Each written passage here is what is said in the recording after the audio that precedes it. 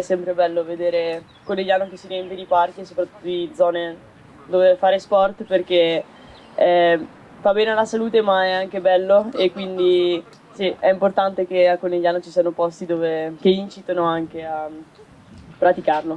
Per me lo sport è tutto, rappresenta la mia vita, l'ha fatto prima mio padre e io ora continuo a farlo e mi diverte un sacco e credo che, anzi spero sia il futuro che potrà darmi.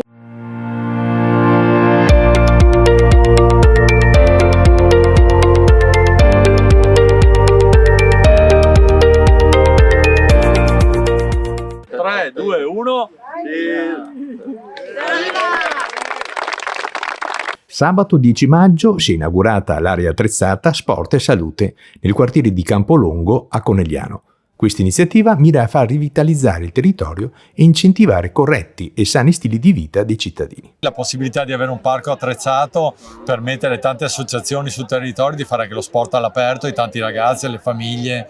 Ci auguriamo che diventi davvero un punto di riferimento, faccia tornare a vivere questa parte del quartiere che aveva bisogno di una struttura come questa. Abbiamo portato a casa 5 parchi negli ultimi 4 anni, devo dire veramente una grande soddisfazione per tutta l'amministrazione. Il progetto, nato dalla collaborazione tra Sport e Salute e il Comune di Conegliano, ha l'obiettivo di realizzare nuove aree sportive attrezzate all'interno di parchi comunali pubblici attraverso la dotazione di strutture fisse per lo svolgimento di attività sportiva all'aperto a corpo libero. Io sono una che viene dallo sport, ormai gli anni sono passati ma vengo dallo sport e lo ritengo salutare a tutte le età perché fondamentalmente ti porta al buon umore ma soprattutto ti dà grandi momenti di salute e di apertura mentale. Sono momenti di aggregazione, sono momenti che rimangono, se fatti all'aperto ci permettono di guardare con attenzione il parco ma nello stesso tempo di permettere alla gente di aggregarsi tra di loro. Come funziona questa sinergia tra il Comune e Sport e Salute?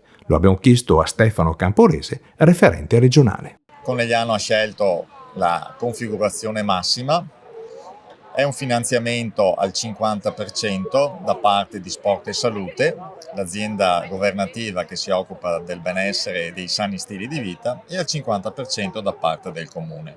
Un progetto nato durante il Covid, dove si pensava che questa tipologia di attività fosse l'unica possibile, che però ha aperto tantissime menti e tantissime aperture da parte di associazioni sportive e di amministrazioni nel recuperare anche tante zone che in questo momento non erano utilizzate. Per cui situazioni dove può esserci il benessere fisico, dove possono esserci presidi relazionali e dove possono esserci momenti di incontro per tutti. La tecnologia ci aiuta oggi con questo QR.